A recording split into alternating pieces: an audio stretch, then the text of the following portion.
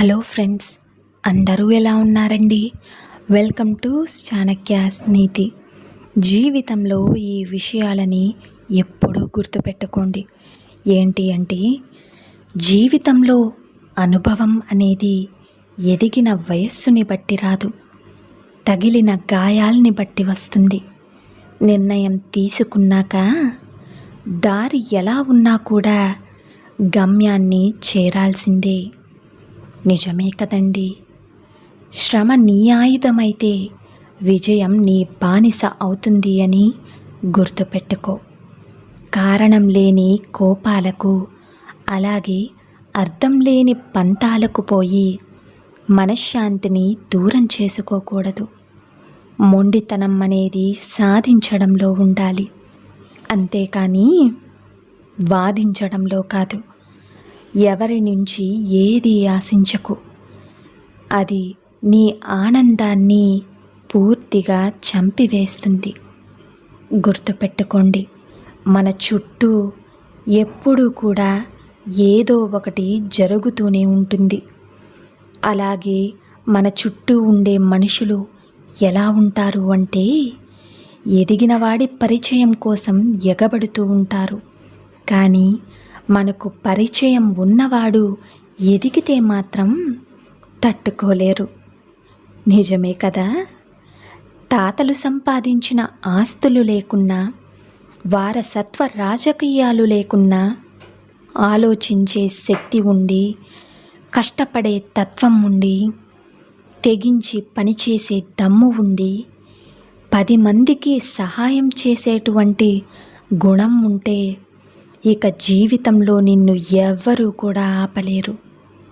సాధించాలి అనే తపన మన సామర్థ్య లోపాలను, ఇక ఎప్పుడూ కూడా అలాగే బలహీనతలను అధిగమించేలా చేస్తుంది.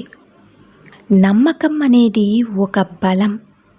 ఆ బలాన్ని పోగొట్టుకున్న రోజు ఇక ఏ బంధము కూడా నీకు తోడుగా ఉండదు.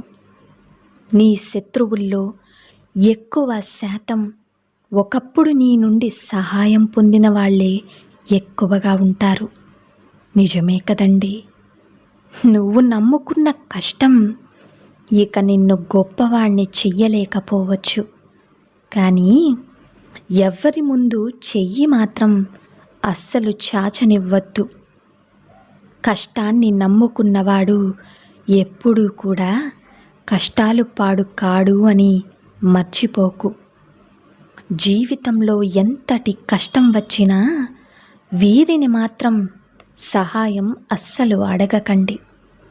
మొదటివారు శత్రువులు. ఎంతటి కష్టం వచ్చినా సరే శత్రువులను మాత్రం సహాయం అడగకండి.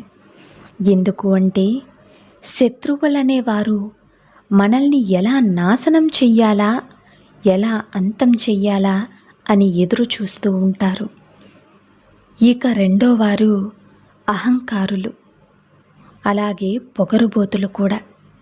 అహంకారుల్ని, పొగరుబోతుల్ని, గర్విష్ఠుల్ని కష్టాల్లో ఉన్నప్పుడు సహాయం అడిగితే వారు మన కష్టాన్ని తీర్చకపోగా మరింత హేళన చేసి నవ్వుతారు. చులకన భావంతో చూస్తారు, నిందిస్తూ దెప్పి పొడుస్తూ ఉంటారు.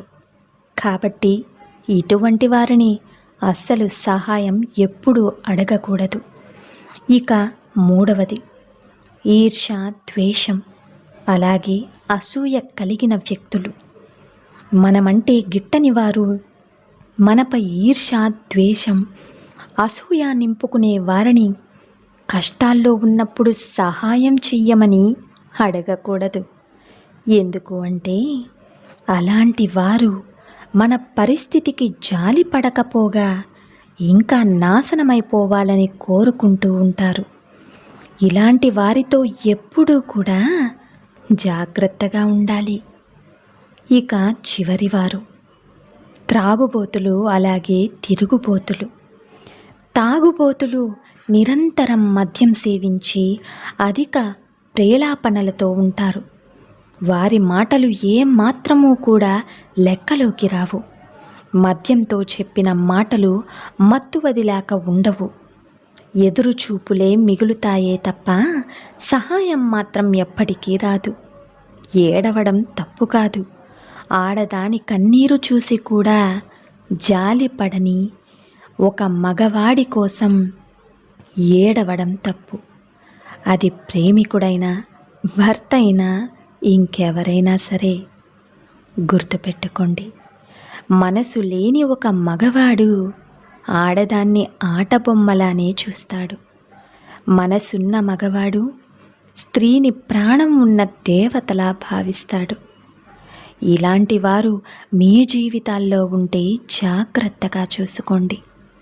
ప్రేమలో తప్పులు చేసి ప్రేమించి తప్పు చేశాము అనుకుంటూ ఉంటారు. ప్రేమనేది నిజమే, కానీ మనుషులే అబద్ధం. నిజమే కదండి. కొందరు అంతే, ఈరోజు కలిసి ఉండడానికి ఇక క్షమించిన తప్పులనే మళ్ళీ మళ్ళీ కూడా రేపు విడిపోవడానికి కారణాలుగా వాడుకుంటూ ఉంటారు. నిజమే కదా. నా అంటే స్వార్థం, అదే నాన్న అంటే నిస్వార్థం. గుర్తుపెట్టుకోండి. అలాగే లెక్క పెట్టుకోగలిగినంత వరకే అవి చినుకులు, ఆ తరువాత వర్షం అని అంటారు. చక్క పెట్టుకోగలిగినంత వరకే అవి సమస్యలు, ఆ తరువాత కష్టాలంటారు. నిజమే కదండి. ఆలయాల్లో భగవంతుడు అడగకుండానే వేలకు వేలు హుండీలో వేసే మనం, గుడి బయట భిక్షగాడు ఎన్నిసార్లు దేహి అన్నా కూడా మనం వాళ్ళకి చిల్లర వేయడానికి కూడా ఎంతగానో ఆలోచిస్తూ ఉంటాం. మీరే ఆలోచించండి. ఏది మనసుకు ప్రశాంతతనిస్తుందో ఇక నిర్ణయం మీదే. అప్పు ఇచ్చినప్పుడు నువ్వు మంచివాడివే అయినా తీర్చమన్నప్పుడు మాత్రం నువ్వు చెడ్డవాడివే అవుతావు. గుర్తుపెట్టుకోండి. డబ్బుల విషయంలో నువ్వు కాస్త కఠినంగా ఉండు. ఎందుకు అంటే డబ్బు మిత్రుల కంటే కూడా శత్రువులని ఎక్కువగా పెంచుతుంది. అర్థం చేసుకోండి. బ్రతకడానికి ధైర్యం ఉంటే సరిపోతుంది, కానీ గెలవడమంటే నీపై నీకు నమ్మకం ఉండాలి. జీవితంలో ఓర్పు మనిషికి ధైర్యాన్నే కాదు, గెలుస్తావన్న నమ్మకాన్ని కూడా ఇస్తుంది. అర్థమైంది కదండి. ఒక్కసారి గెలిచి చూడు. అది నువ్వు పడిన ఎన్నో అవమానాలకి తప్పకుండా సమాధానం చెప్పగలదు. ఇక నీపై కోపాన్ని పెంచుకున్న వారిని కూడా నువ్వు ప్రేమగా పలకరించు. ఆ పిలుపు వారిలో ఉన్న కోపాన్ని మాత్రం కొంచెమైనా తగ్గిస్తుంది. నీ భుజాలకి అలాగే నీ కాళ్ళకి మాత్రమే తెలుసు నీ కుటుంబ బాధ్యతల్ని నువ్వు ఎంతలా మోస్తున్నావు అన్నది. నిజమే కదండి. సో చూశారు కదా ఇవాల్టి వీడియో. ఈ వీడియో మీకు నచ్చిందని అనుకుంటున్నాను. నచ్చితే చిన్న లైక్ చేయండి, మన ఛానల్ని సబ్స్క్రైబ్ చేసి సపోర్ట్ చేయండి friends. Thank you for watching friends. రేపటి వీడియోలో చాణక్యులు గారు ఏ మంచి మాటలను, ఏ మంచి సూక్తులను మనకి చెప్పబోతున్నారన్నది మనం రేపటి వీడియోలో అయితే తెలుసుకుందాం.